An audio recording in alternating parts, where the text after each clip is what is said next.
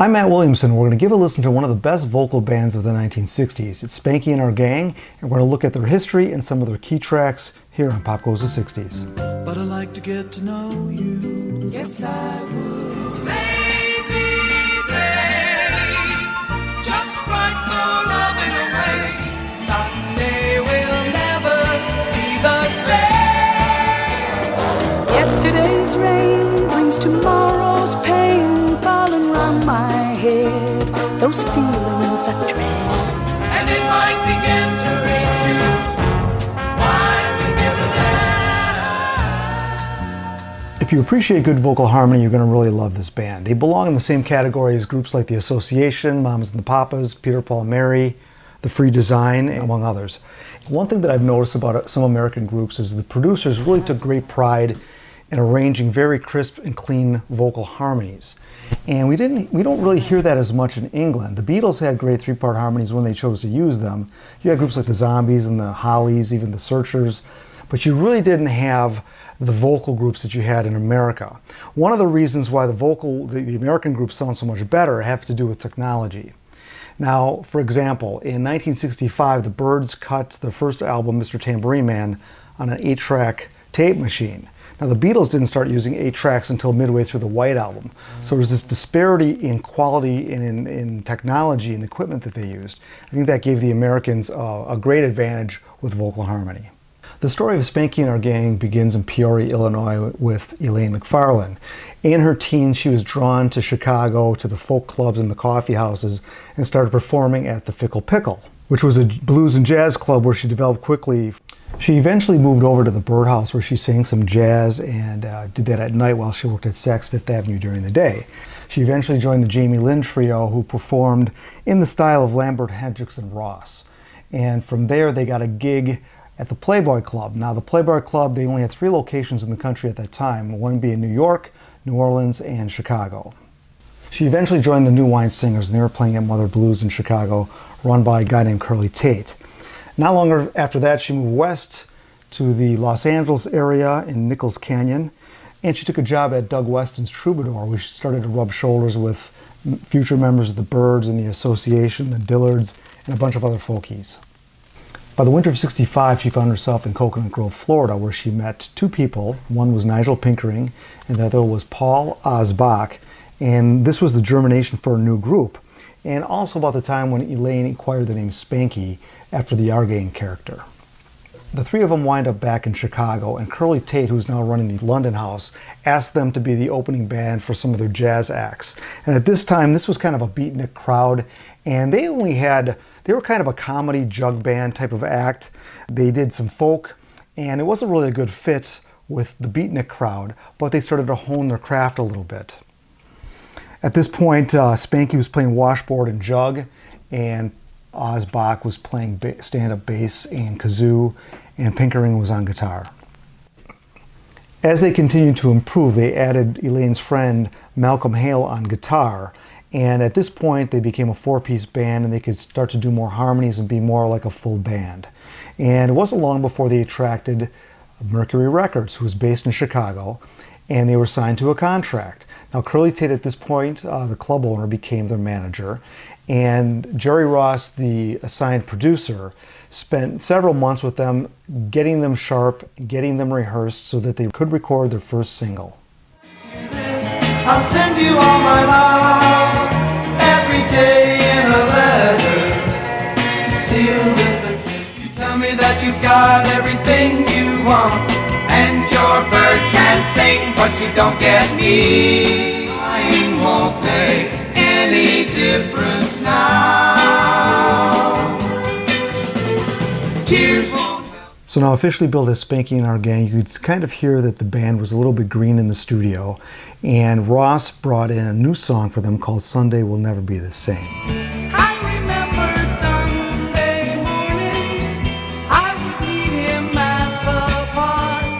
Sunday Will Never Be the Same hit number 9 on the charts and was co-written by Terry Cashman, who you may remember that name. He wrote Talkin' Baseball in the early 80s. Now at this point, the group had their hit. They added drummer John Cedar, and they headed out to New York, where they lived at the Chelsea Hotel, with the likes of Janis Joplin and Leonard Cohen.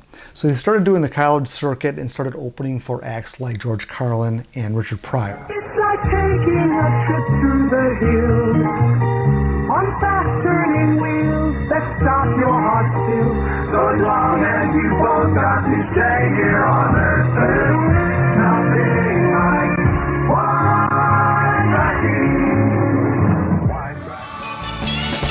Making every minute count, making it groovy, making love, making it.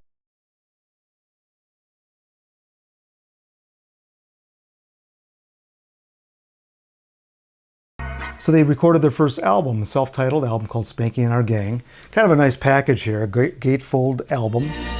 Why do you separate us and distance?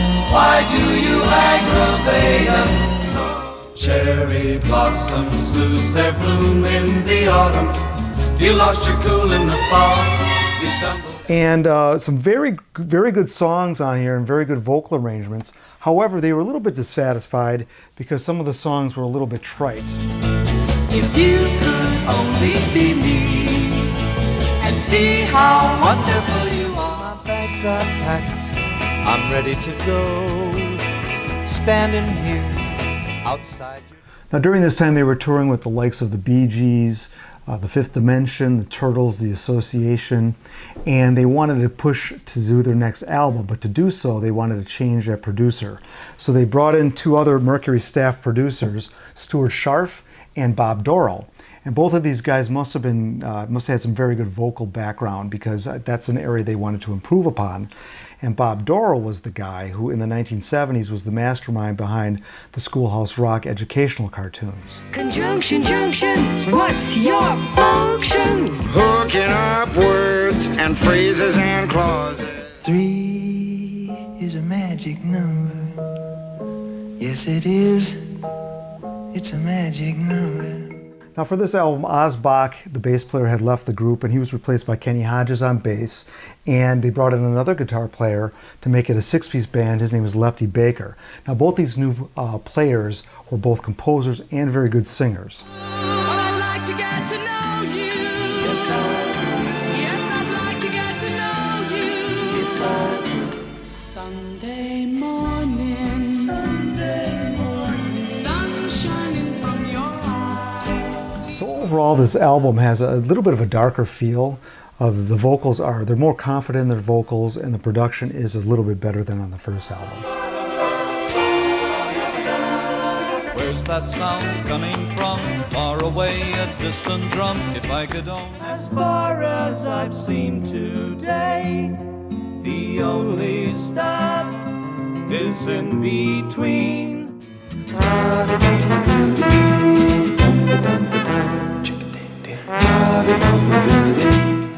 You want to travel with her, and you want to travel blind. So that last song was a very credible cover of the Leonard Cohen song, Their Friend from the Old Chelsea Hotel Days in New York.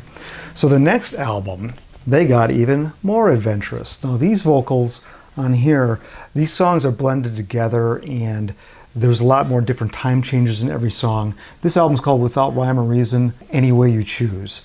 The first single off this album was called Give a Damn. And it might begin to teach you how to give a damn about your fellow man. Producer Stuart Scharf was commissioned to write a campaign song for New York Mayor John Lindsay for his Urban Coalition League, and that's where Give a Damn came from. And this song got them into a little bit of trouble with radio airplay. Some markets didn't want to play it because of the damn in the title, and they got into a little bit of trouble as well when they played it on the Smothers Brothers show. Now, despite being suppressed in some markets, it still got to number 43, which isn't bad. Now, the next 3 singles from this album are as good of songs as they've ever done. Yesterday's rain falls again and again and makes me feel the world's not real. Hey girl, I'll do anything you say, 'cause you got a smile like a pocket full of diamonds. You got the lips like I wish that they would. She's good, she's sweet, she's kind, and she's mine. Those 3 songs you just heard were their next 3 singles, and they all charted abysmally. And as good as they are, I was really surprised how bad that they charted. And I think that the song Give a Damn, the prior single, maybe hindered some of their chart success, and maybe some radio stations didn't want to play Spanky and Our Gang. Now, as I said, this album is a great mix of jazz and pop, and they continue that with these other songs as well. A conquered enemy who think it wise to fear the light and doubt emotions bright and clear. Jane, Jane, come out and play. I got a secret to tell you. Suddenly I hear a banging sound. Someone is shouting. So the group was dealt with a very big blow at this time. Late 1968, guitarist Malcolm Hale died of what they thought was pneumonia, but it may have been carbon monoxide poisoning. And not long after that, John Cedar took a permanent position as the Turtles drummer. So if that wasn't enough, Elaine McFarlane, she gave birth to her and her husband's son. She was married to the Turtles road manager at the time. So with all this going on, they decided to call it quits. Now Mercury wanted to do one more album, and they put together a greatest hits package because their fan base was still fairly sizable. Now this little guy right here is Spanky's little son who had just been born. So he made the cover of the album. And this is considered a pretty essential album to their whole collection because some of these singles on here have different mixes on this particular greatest hits package. So it's kind of unique in that sense. One thing that they did do is that Malcolm Hale was the lead singer on the song Everybody's Talking. So that song was released as a single to support this album, and I think they did that as a bit of a tribute to him. Everybody's talking at me. Don't hear a word they're saying. Now Mercury felt that their fan base was strong enough to warrant one more album, and this was a live album that they recorded prior to the first album. So this is in their kind of folk jug band comedy days, recorded in Coconut Grove, Florida. And fans really like this album, though I wouldn't say it's essential to their catalog. All your gypsy friends have gone away now. It's for someone else they sing their song. Well, I'm wicky-wacky. Woo-woo, whoop-de-doo.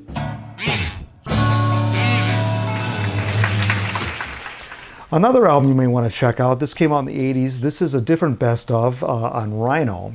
And this is a good one because it's got 14 songs as opposed to 12 on the other earlier greatest hits. So this has got it's very nice liner notes, all the essential songs. If you're looking for some vinyl, this might be a logical starting point as well. They have a greatest hits on CD, and they also have a complete Mercury Recordings box set. I'll link to both of those below in case you want to have a look at those. Now Spanky and Our Gang did one album in 1975 that was a reunion album of sorts, but it was more of a country album, and Spanky McFarlane didn't really appear on the scene until the 80s, but not as a member of Spanky and Our Gang, but as a member of the New Mamas and the Papas. So she took Cass Elliott's old position. She teamed up with Denny Doherty, John Phillips, and Mackenzie Phillips, and toured with the New Mamas and the Papas from the early to the mid 80s. Now when I did this video, I usually get a lot of requests to do different bands and different artists, and the most requests I ever got was for Spanky and Our Gang. So I was very happy to put this together. I hope you liked it, and there's plenty more where that came from here on Pop Goes the 60s.